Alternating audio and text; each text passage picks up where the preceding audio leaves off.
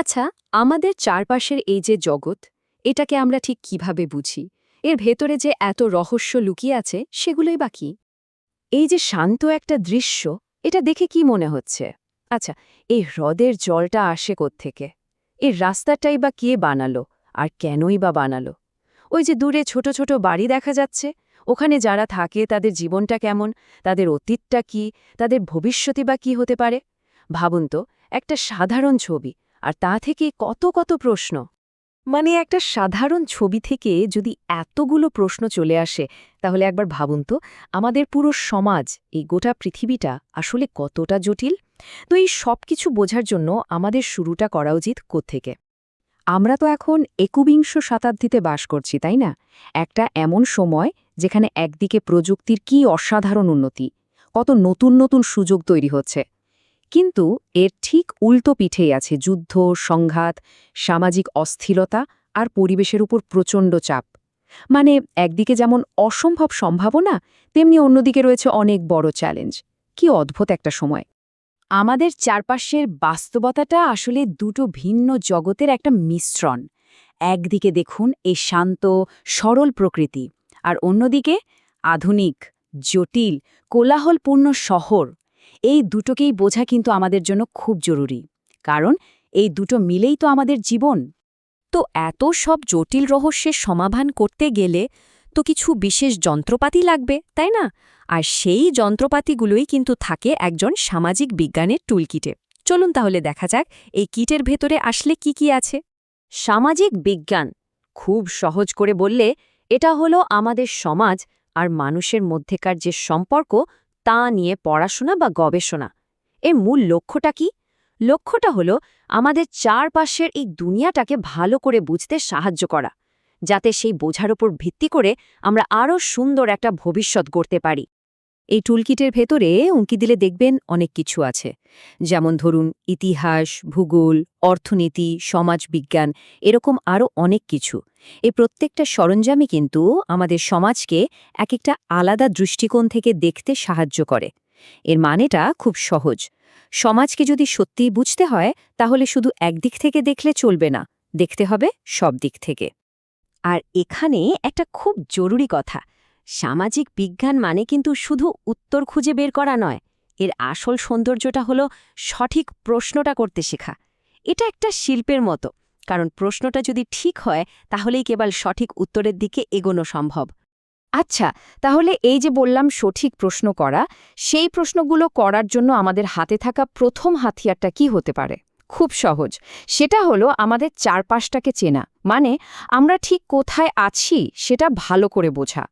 মানচিত্রের কথা ভাবুন, এটাকে কিন্তু একটা গুপ্তধনের নকশার মতো ভাবা যায়, তাই না? এটা যে শুধু আমাদের পথ দেখায় তাই নয়, বরং আমাদের চারপাশে পুরো জগৎটাকে এক নজরে চিনতে দারুণভাবে সাহায্য করে। কিন্তু ভূগোল মানে শুধু ম্যাপ দেখা বা জায়গা চেনা নয়, এর থেকেও অনেক বেশি কিছু। এই যে সাগর, পাহাড়, নদী, এই ভৌগোলিক বৈশিষ্ট্যগুলো কিভাবে হাজার হাজার বছর ধরে মানুষের ইতিহাস আর সভ্যতাকে একটা নির্দিষ্ট আকার দিয়েছে, সেটাই কিন্তু ভূগোলের সবচেয়ে আকর্ষণীয় দিক। যেমন ধরুন সেই প্রাচীন মিশরীয় সভ্যতার কথা, পুরো সভ্যতাটাই তো গড়ে উঠেছিল নীলনদকে কেন্দ্র করে। বেশ, আমরা কোথায় আছি সেটা তো বোঝা গেল, কিন্তু আমরা এখানে এলাম কিভাবে? মানে আমরা কোথা থেকে এসেছি? চলুন এবার আমাদের টুল কিটের পরবর্তী সরঞ্জামটা হাতে নেওয়া যাক, আর সেটা হলো ইতিহাস, যা আমাদের অতীতকে বুঝতে সাহায্য করবে। ইতিহাসকে একটা বিশাল হাতে বোনা সুন্দর কার্পেটের মতো কল্পনা করা যায়, যেখানে প্রত্যেকটা সুতো যেন এক একটা গল্প বলছে, আর এই পুরো বুননটা মিলেই তৈরি হয় আমাদের পরিচয়। এটা আমাদের বলে দেয় যে আমরা কারা, আর কোথা থেকেই বা আমাদের আশা। কিন্তু প্রশ্ন হল, আমরা কেন অতীত নিয়ে এত ঘাটাঘাটি করি? এর কারণ কিন্তু বেশ কয়েকটা। প্রথমত, আজকের দিনটাকে বুঝতে হলে অতীতকে জানতেই হবে। দ্বিতীয়ত, আমাদের নিজেদের পরিচয় খুঁজে পেতে। আর সবচেয়ে জরুরি যেটা, সেটা হলো অতীতের ভুলগুলো থেকে শিক্ষা নেওয়া, যাতে ভবিষ্যতে আমরা সেই একই ভুলের পুনরাবৃত্তি না করি। আচ্ছা, ইতিহাস আর ভূগোল তো না হয় বোঝা গেল, কিন্তু আমাদের রোজকার জীবন, আমাদের এই দৈনন্দিন জীবনের যে নানান জটিলতা, সেটা বুঝতে সামাজিক বিজ্ঞান কিভাবে সাহায্য করে? যেমন ধরুন একটা দেশের সরকার কিভাবে কাজ করে, একজন নাগরিক হিসেবে আমাদের কি কি অধিকার আছে, আবার কি কি দায়িত্বই বা পালন করতে হয়? আমরা কিভাবে দেশের শাসন ব্যবস্থায় নিজেদের মতামত জানাতে পারি? এই সব প্রশ্নের উত্তরই কিন্তু লুকিয়ে আছে সামাজিক বিজ্ঞানের মধ্যে। ঠিক একই রকমভাবে আমাদের অর্থনৈতিক জীবনটাও তো খুব গুরুত্বপূর্ণ। ভাবুন তো, আমাদের বেঁচে থাকার জন্য সবচেয়ে জরুরি জিনিসগুলো কি কি? টাকা কোথা থেকে আসে? একটা দেশের পুরো অর্থনীতি কিভাবে চলে? এই সব একেবারে মৌলিক প্রশ্নের উত্তরও কিন্তু আমরা এই সামাজিক বিজ্ঞানের মধ্যেই খুঁজে পাই। আর শুধু অর্থনীতি বা রাজনীতি নয়, এর সাথে আরও যুক্ত হয় আমাদের সংস্কৃতি আর ঐতিহ্য। আমাদের যে হাজার বছরের পুরনো মূল্যবোধ, সেগুলো আজকের দিনের কঠিন সমস্যাগুলো মোকাবেলা করতে কিভাবে সাহায্য করতে পারে, সেটাও কিন্তু আমাদের জানতে হবে। তাহলে সব মিলিয়ে বিষয়টা কি দাঁড়ালো? এটা কিন্তু কোনো নীরস বইয়ের পড়া নয়, বরং এটা একটা দারুণ রোমাঞ্চকর অভিযানের মতো।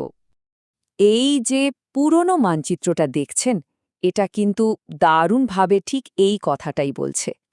জ্ঞান অর্জনের এই যাত্রাটা আসলেই বিশাল, আর এর কোনো শেষ নেই।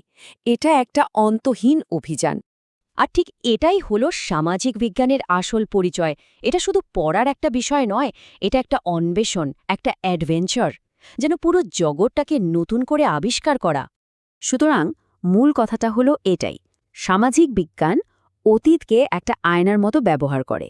সেই আয়নায় আমরা বর্তমানকে দেখি, তাকে বুঝি, আর সেই বোঝাপড়াটাই আমাদের একটা আরও ভালো ভবিষ্যতের দিকে এগিয়ে যাওয়ার পথ দেখায়। তো এই আলোচনার শেষে টুলকিটের সরঞ্জামগুলো এখন আমাদের সবার হাতে। প্রশ্নটা এখন এটাই: এই অসাধারণ টুলকিটটা ব্যবহার করে আমরা ঠিক কোন রহস্যটা সমাধান করতে চাই, কোন জগৎটাকে নতুন করে বোঝার চেষ্টা করব?